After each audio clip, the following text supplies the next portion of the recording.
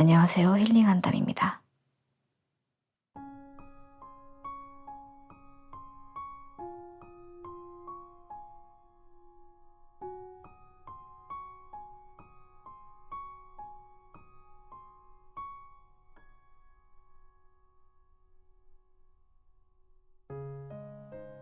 이번 영상은 지난 영상에서 다룬 적이 있었죠. 잠재의식의 아버지라 불리는 조셉 머피 박사의 부의 초월자 두 번째 시간을 가져볼까 합니다. 지난 영상에서는 일부의 내용인 잠재의식으로 부를 창출하기 위해 이해해야 할 기본적인 개념에 대해 읽어드렸는데요. 내용을 요약하자면 많은 사람이 실제로 재물이 많아야만 부유함을 느낄 수 있다고 착각하지만 사실은 부유하다고 느낄 때만 부를 끌어들인다. 풍요로운 생각은 풍요를 낳고 결핍의 생각은 결핍을 낳는다. 잠재의식은 전제가 진실인지 거짓인지와 관계없이 신념을 곧이곧대로 받아들인다. 잠재의식의 힘을 이용해 부를 창출하기 위해서는 내가 하는 말이나 듣는 말이 부로 가는 길로 막고 있진 않는지 이해해야 한다. 그러므로 잠재의식을 재구성하려면 믿음을 막는 부정적인 언어로부터 자유로워지는 것, 그리고 부와 번영의 생각을 확언하는 것이 중요한 열쇠가 된다 정도로 정리할 수 있을 것 같아요. 오늘 준비한 부의 초월자 2부에서는 일상생활에서 실천 가능한 실용적이고 현실적인 답을 제시하고 있는데요. 많은 일화를 통해 부자가 되는 방법을 시기와 질투, 사랑, 감정의 중요성을 이야기하며 풀어가기도 하고 원하는 것을 효과적으로 생생하게 그리는 방법이나 감사와 긍정의 힘이 끼치는 영향, 올바르게 나누고 베푸는 방법까지 잠재의식을 재구성하기 위한 다양한 관점에서 상세하게 들려줍니다. 그럼 지금부터 몇 가지 일화들을 읽어드릴게요. 조셉 머피, 부의 초월자. 조셉 머피 지음, 조율리 옮김, 다산북스. 잠재의식의 지식이 부자로 안내한다. 인생에서 가장 위대한 발견은 내 안에 무한한 능력과 지혜가 살아 숨쉬는 것을 깨닫는 것이다. 나는 무한한 능력과 지혜를 이용해 모든 문제를 극복하고 장애물을 딛고 일어서며 인생에서 일어나는 일을 처리할 수 있다. 나는 승리하기 위해 태어났다. 내 인생의 주인으로 사는데 필요한 모든 속성과 자질, 잠재력을 갖추었다. 잠재의식의 능력을 깨우치지 못하면 세상에서 일어나는 일들과 외부적인 조건에 휘둘려 날이 갈수록 자신을 폄하하거나 과소평가한다. 다시 말해 잠재의식에 관한 지식이 부족하면 외부 상황에 흔들리고 나의 안에 행복과 건강, 자유, 기쁨을 쟁취할 수 있는 엄청난 능력이 있다는 걸 인식하지 못한다. 반면 이 방법을 아는 사람은 잠재의식의 힘을 기꺼이 이용할 줄 안다. 전국의 약국 체인을 소유한 사람이 있었다. 업계에 거물인 그도 처음에는 작은 방 한 칸에서 약국을 시작했다. 시작은 미약했지만 이제는 수천 명의 직원을 고용한 100만 달러 규모의 사업으로 발전했다.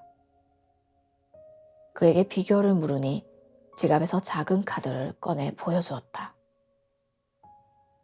성공 학원을 카드에 적어 항상 들고 다닙니다. 25년 동안 밤낮으로 꺼내보고 많은 사람에게 이 학원을 알려주었어요. 이 학원을 따른 사람들은 모두 백만장자가 되거나 원하는 만큼의 돈을 벌어 마음 놓고 즐겁게 돈을 쓸 수 있었습니다. 그가 보여준 부를 이루는 공식의 학원의 내용은 실제로 모두 이루어졌고 그는 그가 이룬 부로 수많은 사람을 축복했다. 잠재의식을 어떻게 이용하는지 알기에 할 수 있는 일이었다. 르네상스 시대에 활동한 의학자이자 화학자 파라셀수스는 이렇게 말했다. 믿는 대상이 진짜건 가짜건 결과는 똑같다. 지혜로운 사람들은 이미 알고 있다. 그리스의 아름다운 섬들을 여행했을 때의 일이다. 호주, 로디지아, 남아프리카 공화국 등 다른 나라에서 온 관광객들을 만날 기회가 많았다. 놀랐던 점은 사업가나 전문직에 종사하는 사람들이 마음의 법칙에 관해 잘 알고 있다는 것이었다. 자기 자신과 높은 자아를 일치시킨다는 공통점이 있었다. 몇몇은 다음과 같이 말했다. 무한한 지성을 사장님이라고 생각하고 일을 어떻게 진행해야 하는지 알려달라고 부탁드렸습니다. 적절한 인재를 보내주고 제품을 제조, 판매, 유통할 방법을 알려달라고 요구했습니다. 진정한 자아가 알려준 방법을 따랐더니 성공과 성취가 절로 따라오던데요. 건축업자, 설계사, 엔지니어, 회사 중력, 광산 소장 등 성공한 사람들의 직업은 다양했다. 그들은 높은 자아를 삶의 좋은 자이자 상담가로 활용했다. 그랬더니 자신이 품은 꿈보다 더 원대하게 번영했다. 내 안에 있는 지혜와 힘을 인지하지 못하고 사용하지 못한다면 그 지혜와 힘은 없는 것과 다를 바 없다. 1965년 8월 그리스 아테네 인근에 있는 델포이의 신전을 찾아갔을 때의 일이다. 투어 가이드는 영어, 프랑스어, 독일어를 자유자재로 구사했다. 같은 그룹이었던 한 여행객은 그녀의 어학 실력에 매료되어 프랑스어와 독일 여행의 가이드가 되어달라고 부탁했다. 월급과 숙식을 제공해 줄 테니 뉴욕에 사는 세 자녀에게 언어를 가르쳐 달라고도 했다. 당시 가이드는 하루에 3달러 정도를 벌었는데 약속한 월급 400달러는 엄청난 액수였다. 수년간 미국에 가고 싶어 했던 그녀는 이 기회가 꿈만 같다고 생각했다. 마침내 소원이 이루어진 것이다. 이 여성의 이야기에서 흥미로운 점은 매일 빠지지 않고 돈을 더 벌고 미국으로 가는 상상과 학원을 꾸준히 했다는 것이다. 맹목적인 믿음이나 신념이 잠재의식을 움직여 특별한 대답을 내놓은 게 틀림없다.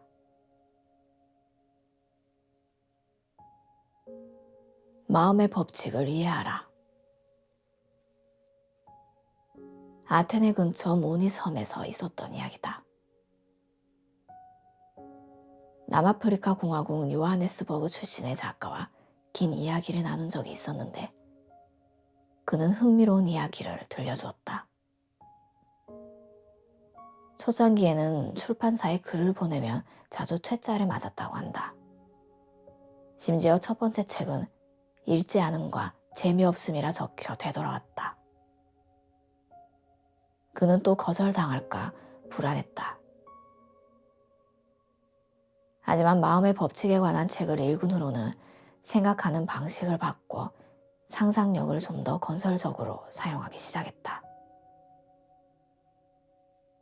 소설의 등장인물이나 특정한 상황, 줄거리, 전하고자 하는 이야기에 관해 생각하곤 했다.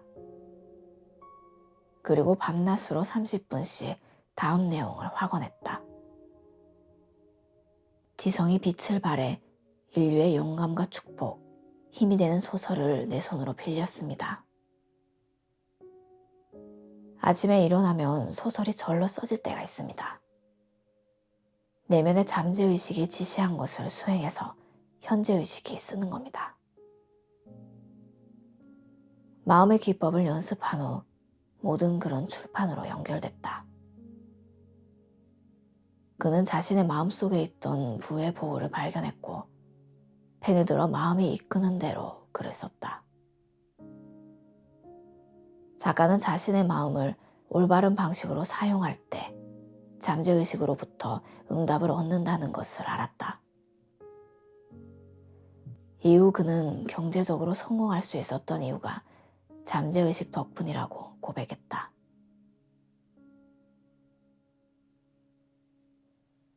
무한한 불을 부르는 기적적인 힘의 비밀. 부자로 사는 것은 모두에게 주어진 권리다. 당신이 여기 존재하는 이유는 삶의 모든 영역에서 충만함을 누리기 위해서다. 이 세상이 당신에게 비밀스럽게 부여한 목적은 기쁘고 행복하며 영광스러운 삶, 더 풍족한 삶을 영위하는 것이다. 당신의 주변은 무한한 부로 가득하다. 무한한 보물은 은행 지하 금고나 해적선에 숨겨져 있는 게 아니라 당신의 잠재의식 깊은 곳에 자리 잡고 있다. 지금부터 잠재의식이라는 신묘한 금강에서 필요한 모든 것을 캐내라. 돈, 친구, 예쁜 집, 아름다움, 믿을 수 있는 동료를 비롯해 삶에서 누리고 싶은 모든 축복을 잠재의식에서 얻을 수 있다. 올바른 기법을 활용하는 방법만 배우면 필요한 것이나 원하는 것을 무엇이든 캐낼 수 있다. 다음은 오랜 친구 사이인 데이브 하우가 피터와 스티브의 이야기다. 같은 동네에서 나고 자란 피터와 스티브는 지질학자가 되겠다는 꿈을 안고 같은 대학에 진학했다. 졸업한 뒤 두 사람은 미국 서부에서 경쟁 관계에 있는 두 광산업체에 각각 취업했다.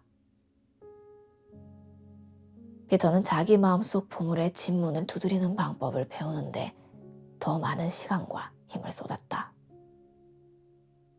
스티브는 피터와 달랐다. 마음의 힘이 내재해 있다는 사실을 전혀 믿지 않은 회의론자였던 스티브는 대학 시절 교수에게 배운 기법과 전자기기 사용법을 신뢰했기에 땅의 물질적 외관이나 조건, 일반적 지형과 같은 외부적 요소에 더욱 집중했다. 신입사원 시절 스티브는 유타주에 있는 어느 구역의 지질 탐사를 맡았고 그간 배운 모든 최신 기법을 동원하며 할 수 있는 모든 일은 다 해봤지만 결국 아무것도 찾아내지 못했다. 그리고 3주 뒤에는 탐사를 포기했다. 그의 말 피터가 같은 구역을 탐사했고 3일 만에 풍부한 양의 우라늄광이 매장된 광맥을 발견했다. 피터는 잠재의식의 법칙이 자신을 인도해 줄 거라 확신했기 때문에 잠재의식이 그를 부가 숨겨진 곳으로 곧장 안내했던 것이다. 진정한 부는 지하에 감춰진 게 아니라 피터의 마음이 향하는 곳에 버젓이 모습을 드러낸 채 있었다.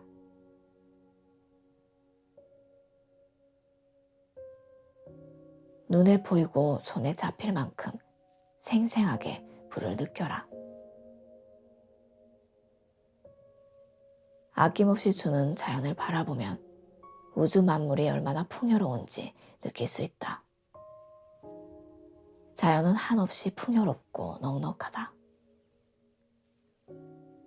삶의 어느 지점에 있더라도 어떤 삶을 살더라도 자연은 언제나 풍족하다.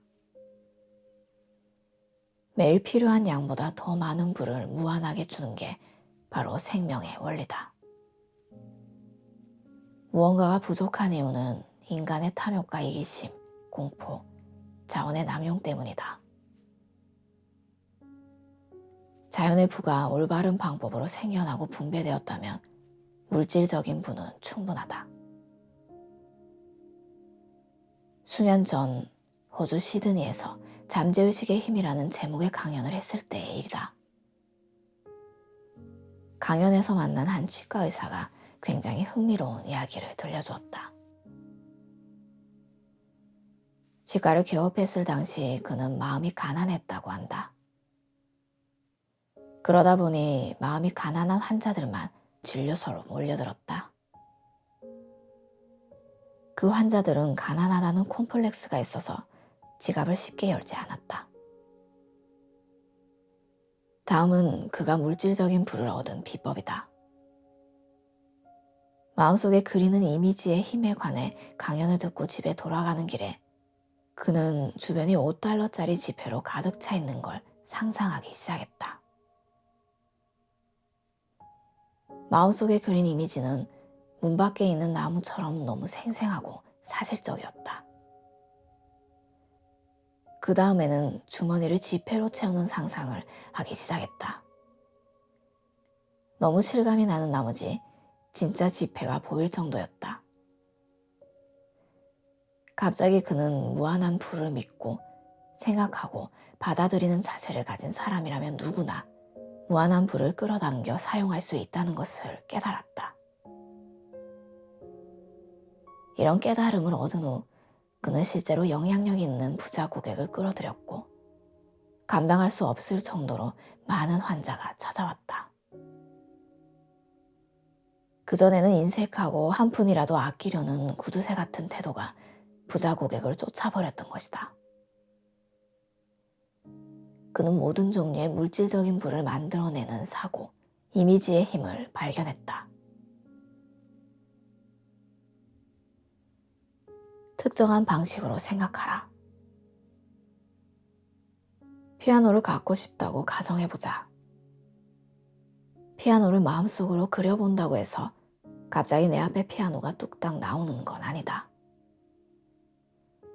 돈이 있다면 분명 밖으로 나가서 피아노를 샀을 것이다.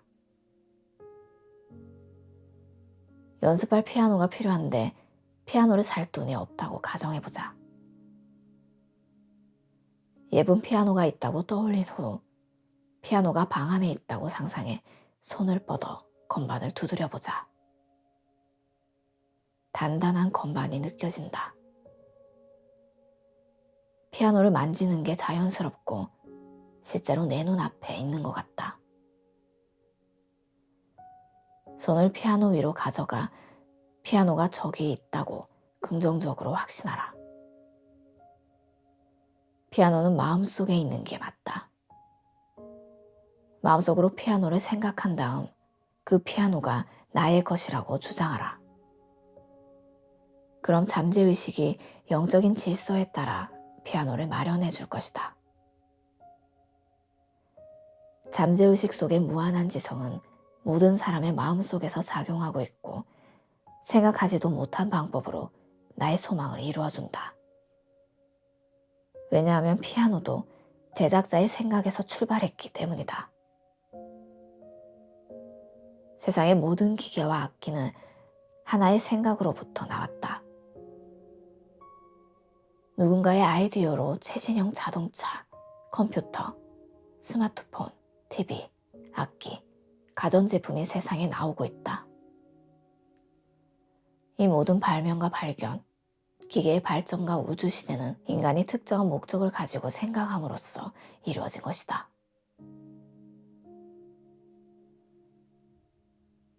불을 만드는 새 단어. 어느 영화배우가 들려준 이야기다. 그는 그릇되고 어두운 생각들을 씻어내 놀랄만한 결과를 얻었다고 했다. 영화배우는 기쁨, 부, 성공이라는 세 단어를 입에 달고 살았다. 매일 집안일을 하면서 기쁘고 부자가 되고 성공하게 해달라고 읊조리곤 했다. 기쁨, 부, 성공을 10분에서 15분 정도 반복하면 기분이 좋아졌다. 경제적으로 어렵거나 계약이 뜻대로 되지 않을 때도 세 단어를 노래 부르듯이 반복했다. 그는 이 세 단어에 엄청난 힘이 서려 있다는 걸 알았다. 근본적인 실제의 마음을 고정했더니 세 단어는 잠재의식에 보이지 않는 능력을 불러일으켰고 본질에 부합하는 결과가 결국 현실에 나타났다. 이후 배우는 계약을 차례차례 성사시켰다. 지난 8년 동안 일이 끊이지 않았고 하는 일마다 성공했다. 아주 단순한 진리를 발견한 것이다. 기분이 우울하고 걱정이 넘칠 때면 그런 부정적인 감정이 외적인 환경과 조건을 형성한다. 두려움과 걱정, 우울을 떨쳐버리고 마음가짐을 바로 하니 외부 상황이 절로 나아졌다. 이 배우처럼 조용한 승리의 노래를 불러보자. 기쁜 일만 생겼으면 좋겠다. 부자가 돼야지. 꼭 성공할 거야. 생각지도 못한 기적 같은 일이 인생에 일어날 것이다. 생명의 원리에는 가난이 없고 풍요만이 있다. 나의 자원은 무한하다. 잠재의식은 내가 부자가 되길 원한다.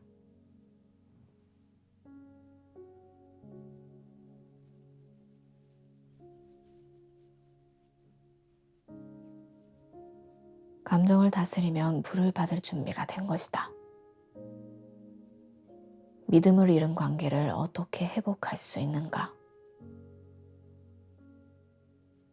최근에 한 여성으로부터 편지를 받았다. 남편과 결혼한 지 30년이 되었습니다. 남편은 65세이고 저는 51세예요.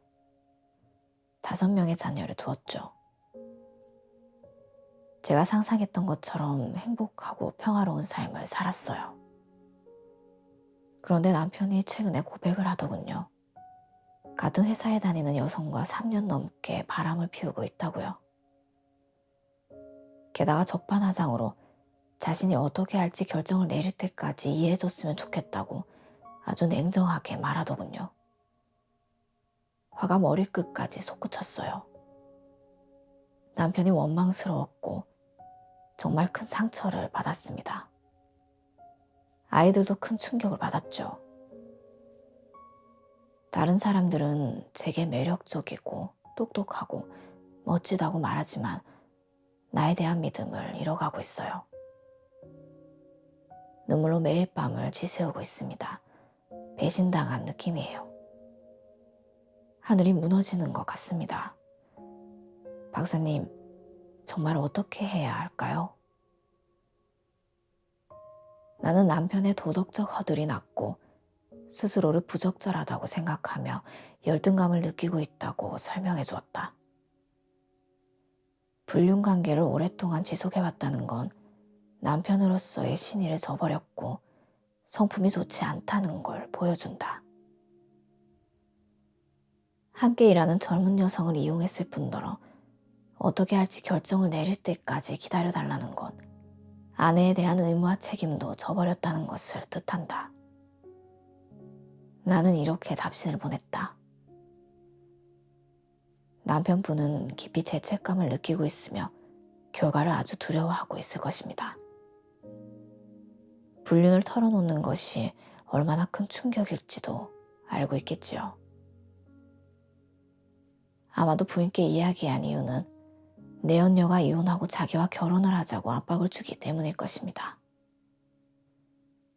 내연녀가 부인을 찾아와서 남편을 포기하라고 말하기 전에 결혼 생활을 유지하고 싶다는 뜻을 내비치려고 부인께 솔직하게 털어놓은 것 같습니다. 남편분은 지금 이도저도 못하는 상황이에요. 내연녀와의 관계에 익숙해져 있으면서도 결혼 생활을 유지하고 싶어 하죠. 솔직하고 단도직입적으로 이야기하세요. 용기를 내서 도덕적으로 행동하고 정신을 똑바로 잡으라고요. 불륜을 한 번에 끊어내야 합니다. 여직원과의 관계를 정리하지 않으면 이혼하겠다고 분명하게 말씀하십시오. 서로를 바라보지 않는다면 결혼 생활을 유지할 이유가 있겠습니까? 거짓으로 결혼 생활을 하는 건 스스로를 좀먹는 일입니다. 나는 남편과 솔직하게 대화를 할 것을 강조했다. 그리고 미움에 사로잡히지 않고 사랑을 되찾는 확언을 하라고 말했다. 그렇게 일주일이 지난 후 그녀는 남편과 속을 터놓고 이야기를 나눴고 남편은 울면서 용서해달라고 빌었다. 현재 둘은 다시 조화롭고 평화와 사랑이 넘치는 가정을 꾸리고 있다. 사랑은 모든 문제를 해결한다. 영국 런던의 캑스턴 홀에서 강연을 했을 때의 일이다. 강연을 마친 후에 어떤 배우와 이야기를 나눴다. 그는 품위가 떨어진 오늘날의 연극계에 질려 배우 일을 그만두었다고 말했다. 하지만 내 강의를 들은 후 그는 다른 사람이 자신에 대해 말도 안 되는 헛소문을 퍼뜨릴지라도 신경 쓰지 않으면 소문은 자신을 해칠 수 없다는 걸 깨달았다. 자신에 대해 터무니없는 소문을 꾸며낸 사람들에게 오히려 축복을 내렸더니 소문으로부터 자유로워졌다. 이제 제가 뭘 잘못했는지 알겠네요. 저는 여태까지 저 자신을 과소평가했습니다. 말씀드리고 싶은 또 다른 이야기가 있어요. 새 책을 출판하면서 문제가 생겼는데 일을 잘 처리하지 못한 출판사를 탓했어요. 내일 출판사에 갈 겁니다. 사랑이 두려움과 증오, 원망을 이긴다는 걸 증명할 거고요. 나는 런던에 한 주 동안 머물렀다. 런던을 떠나기 전 배우는 내가 묵고 있던 호텔에 전화를 걸었다. 전화기 너머로 자신감 넘치고 기쁨에 가득 찬 목소리가 들렸다. 오늘 계약서에 서명했어요. 어젯밤 2시간 동안 신성한 사랑이 내 영혼을 가득 채웁니다. 라고 큰 소리로 말했습니다. 그리고 인류를 향한 깊은 사랑과 선의를 느끼며 잠들었죠. 이 배우는 사랑이 무엇을 의미하는지 새롭게 깨닫고 사랑을 마음에 품었다. 사랑이 부정적인 감정을 녹인다는 것을 이해한 것이다. 사랑은 어떤 문제든 녹여 없앨 수 있는 감정의 용해제다.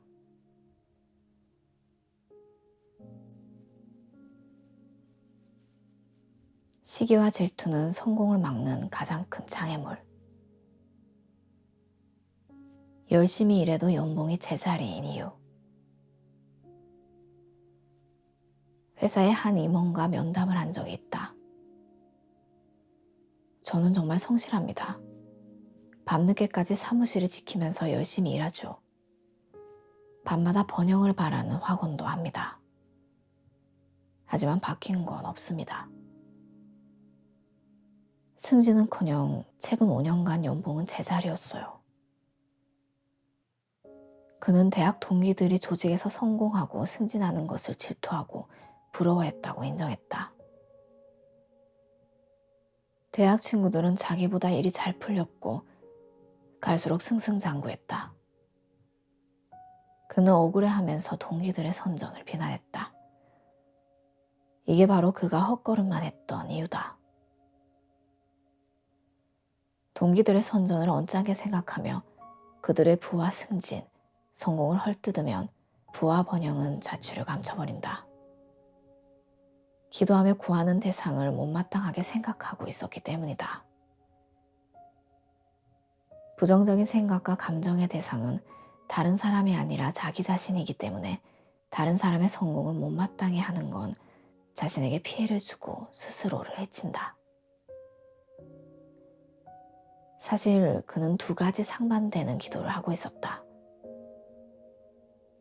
나는 좋은 것을 받아들일 준비가 되어 있습니다. 삶은 여러 방법으로 번영합니다. 라고 말하면서 다른 한편으로는 그 녀석이 승진하고 연봉이 올랐다니 억울합니다. 라고 말했다. 임원은 자신의 마음이 창조적인 매개체라는 것을 깨닫기 시작했다. 다른 사람에 대해 품은 생각을 내 삶에서 그대로 느끼고 경험한다는 것을 알았다. 그는 태도를 바꿔 의식적으로 주변 사람의 행복과 건강, 평화와 축복을 빌어주었다. 남이 잘 되거나 승진하거나 성공했을 때 기뻐하는 습관을 들였더니 자신도 승진했고 발전의 기회가 찾아왔다.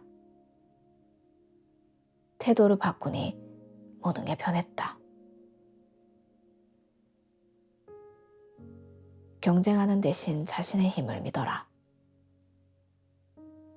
아일랜드로 강의를 하러 갔을 때 코크에 살던 친척에게 저녁 식사 초대를 받았다. 친척은 24살의 와인 판매원으로 회사에서 제일 가는 영업사원이 되겠다는 꿈을 이루었다고 했다. 그는 3년 연속 판매 실적 1위를 차지했다. 더블린 본사는 그를 공식 행사에 초청해 각인이 새겨진 금시계를 표창으로 주고 급여도 인상해 주었다. 그의 성공 비결은 매일 밤 잠들기 전에 나는 회사에서 제일 가는 영업사원이고 넉넉한 보상을 받습니다 라고 말하면서 아내가 자신을 축하해주는 모습을 상상하는 것이었다. 그는 내가 쓴 잠재의식의 힘에 열렬한 독자였는데 그 책이 인생을 바꿔놓은 것이다. 이 청년은 그 누구와도 경쟁하지 않았다. 그리고 잠재의식에 자신이 회사에서 제일 가는 영업사원이라는 생각을 심는 데 성공했기에 실제로 성공할 수 있었다. 잠재의식은 항상 응답을 주고 특별한 방식으로 반응한다. 잠재의식의 힘은 너무 깊어서 헤아리기 어렵다. 부동산 매매업자가 대박을 터뜨리다. 부동산 매매업자인 릭은 매주 일요일 오전에 내 강의를 수강하고 라디오 방송도 꾸준히 들었다. 그런 그가 어느 날 주식 투자에 실패해 거액의 빚을 졌다. 그의 주 수입원은 부동산 중개 수수료였는데 몇 개월 동안 주택을 비롯한 부동산 거래를 한 건도 성사시키지 못했다. 릭과 대화를 나눠보니 그가 지닌 진짜 문제가 무엇인지 보였다. 그의 머릿속은 자기보다 더 많은 거래를 성사시키는 동료들을 향한 질투, 부러움, 비난으로 가득했다.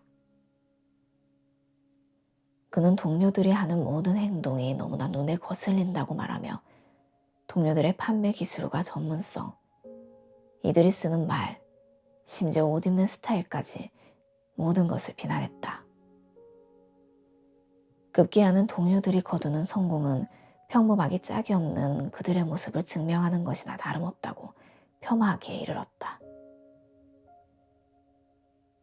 나는 이야기를 나누면서 릭에게 그가 만들어내는 질투심과 부러움이 고스란히 그에게 돌아오고 있다는 사실을 이해시키려 했었다. 타인의 성공을 평가설하하면서 릭은 자신의 잠재의식에 성공은 나쁜 것이기 때문에 피해야 한다는 메시지를 전달하고 있었다. 그의 잠재의식은 그에게 받은 메시지대로 응답하고 있을 뿐이었다. 릭이 스스로 만들어낸 강박관념이 결핍, 한계, 불행을 끌어당기고 있었다. 사람은 타인을 향한 바람과 생각을 자기 삶에서 몸소 경험한다. 모든 개인은 자신의 우주 안에서 유일한 사상가다. 타인을 생각하는 방식과 자신을 생각하는 방식에 대한 책임은 모두 자기 자신에게 있다. 자신이 덫에 걸려 있다는 사실, 자신의 바람과 생각에 대한 책임이 자신에게 있다는 사실을 깨달은 릭은 태도를 바꾸려 노력했다. 점차 그는 자신이 바라는 성공과 성취, 건강과 축복을 동료들도 똑같이 누리기를 바라기 시작했다. 그는 하루에도 몇 번씩 명상하며 내가 뿌린 부의 열매를 수확하는 확언을 매일 읊었다. 릭의 태도가 바뀌자 직장 내 동료들과의 관계도 달라졌다. 동료들은 영감과 조언, 도움을 주는 사람으로 릭을 인식하기 시작했다. 오늘날 릭은 회사에서 가장 생산적인 부서의 책임자로 근무한다. 영업부 워크숍을 진행해달라는 제안도 자주 받는다. 그는 현명하고 공정하게 건설적으로 상품을 판매하는 방법을 타인에게 알려주는 사람으로 업계에 널리 이름을 떨치고 있다.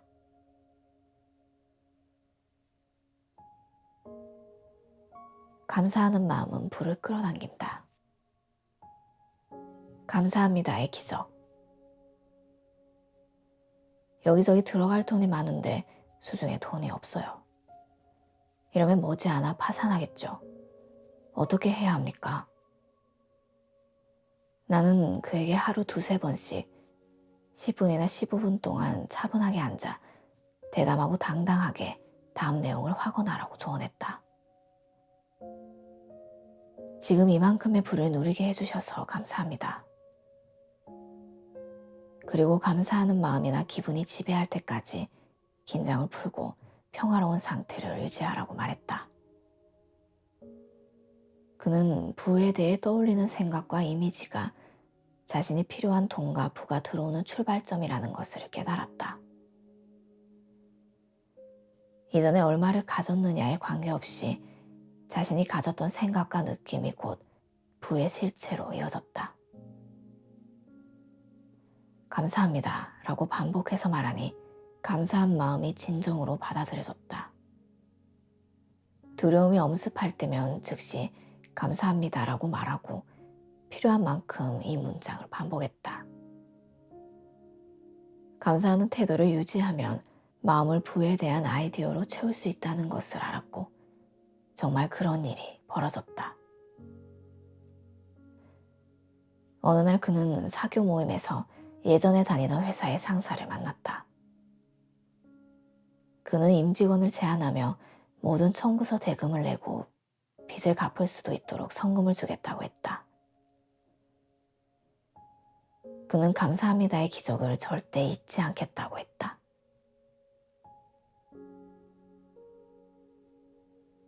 감사하는 마음에 부가 숨어 있다. 왜 지금 부자가 될 수 없는 걸까요? 사람들이 자주 묻는 질문이다.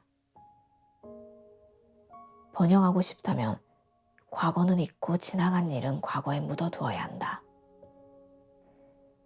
예전 일을 곰곰이 생각하다 보면 그대를 지금처럼은 생생하게 느낄 수 있지만 살아있는 건 과거가 아니라 지금 느끼는 기분이나 느낌이다. 기분은 부를 가져다 준다.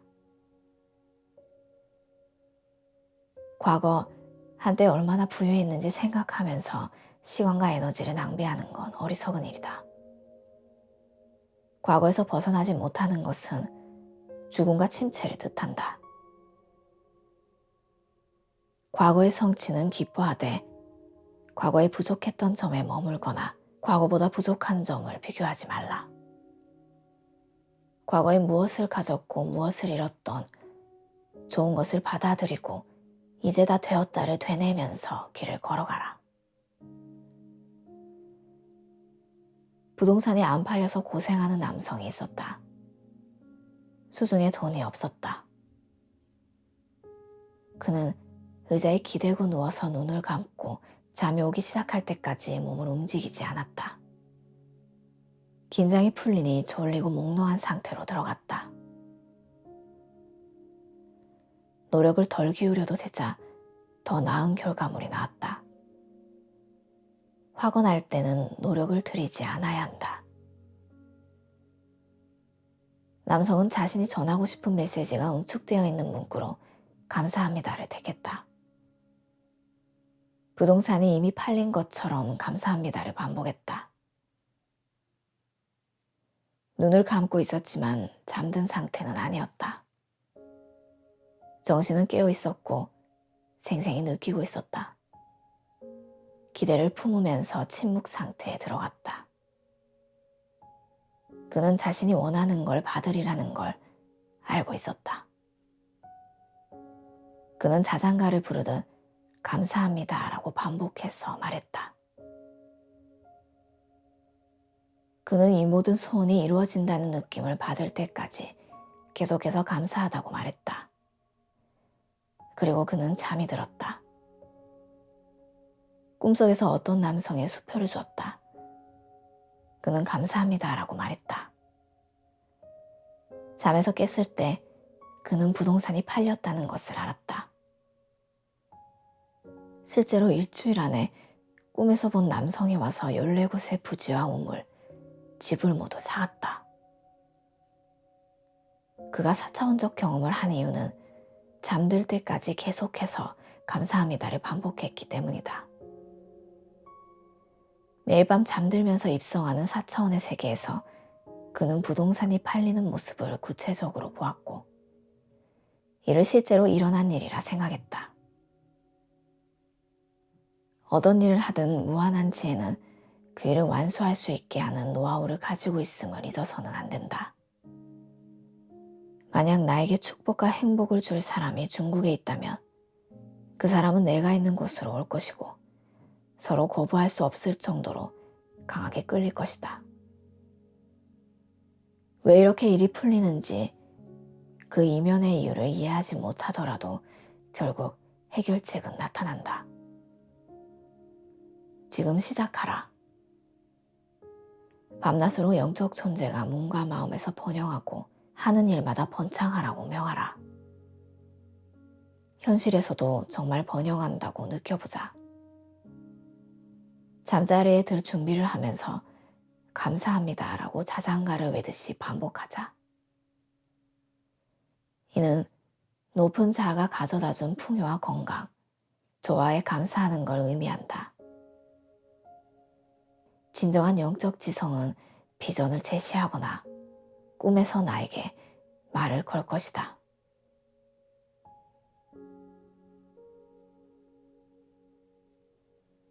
받고 싶은 만큼 주면 더 크게 돌아온다.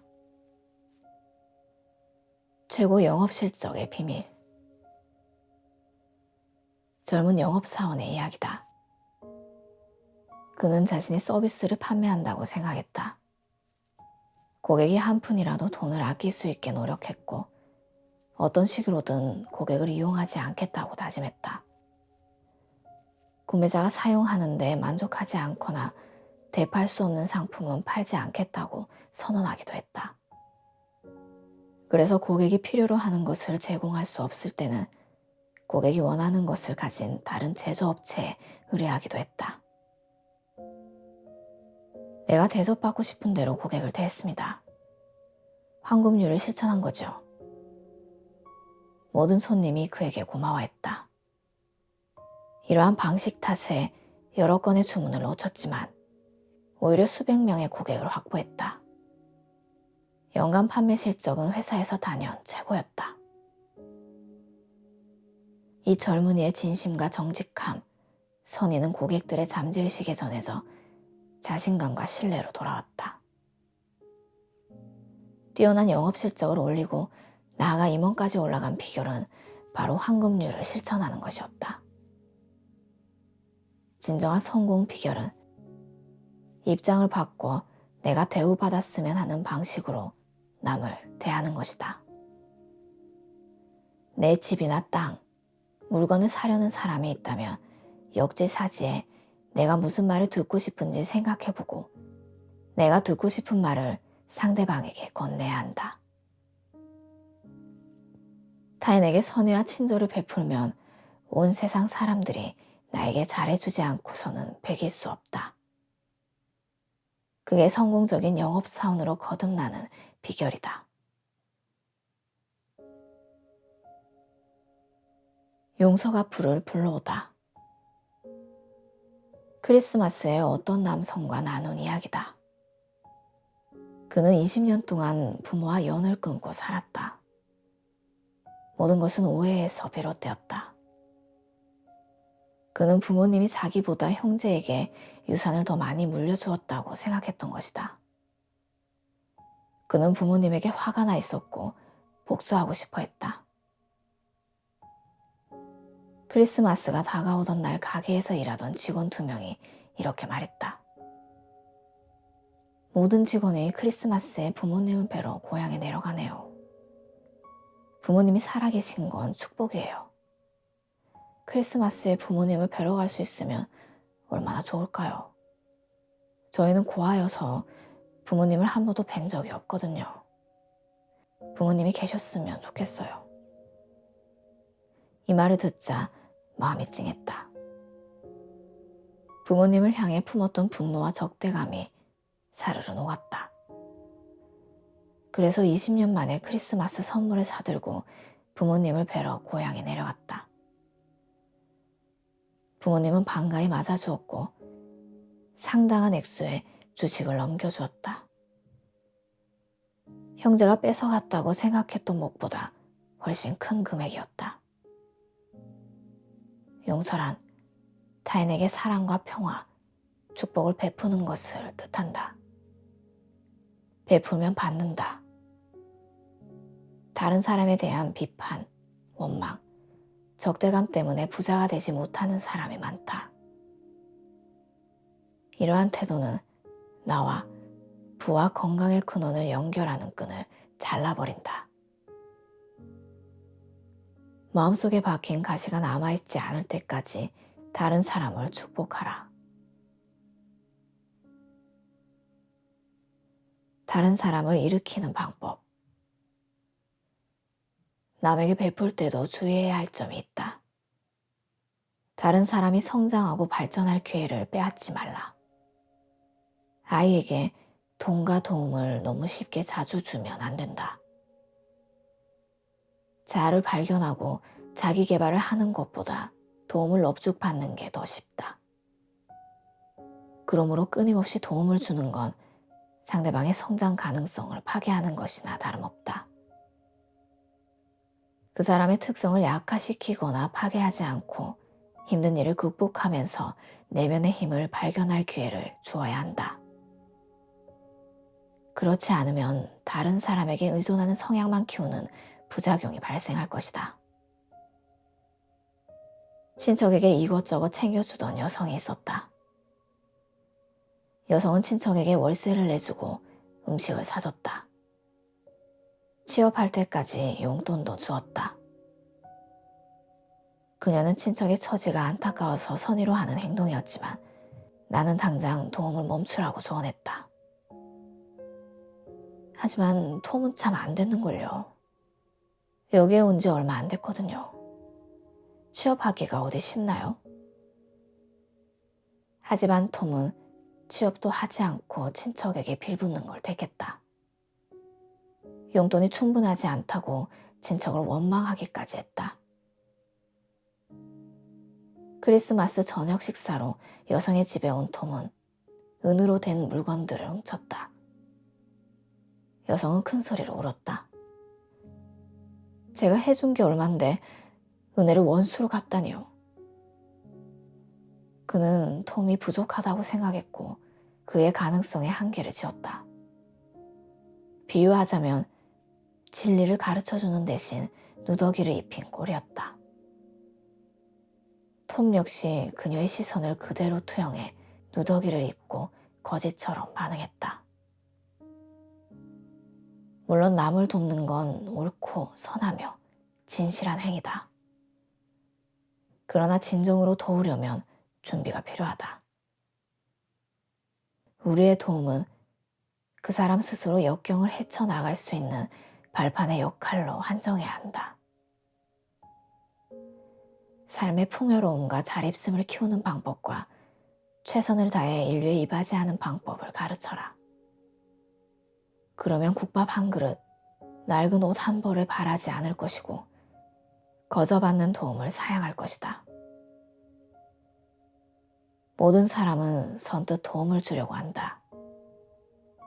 하지만 그 도움이 남의 결점을 키우고 태만하며 게으르게 만든다면, 무신경과 무관심을 감싸준다면 잘못된 것이다.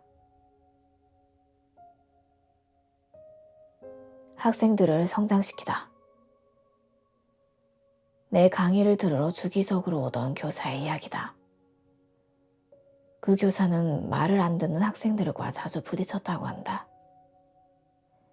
하지만 다음 방법을 따르니 놀라운 결과가 따라왔다. 수업을 시작하기 전에 매일 아침 15분 동안 혼자만의 시간을 가졌다. 마음을 차분하게 가라앉히고 학생들의 가능성을 믿고 성장을 이끄는 확언을 했다.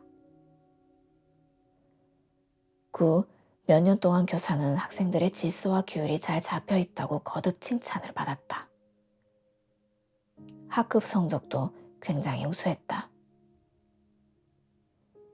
최근에는 승진해서 다른 학교로 정근을 갔다. 연봉도 대폭 올랐다. 교사는 자기 자신뿐만 아니라 학생들이 계속해서 성장하고 뻗어나가리라고 확신했다.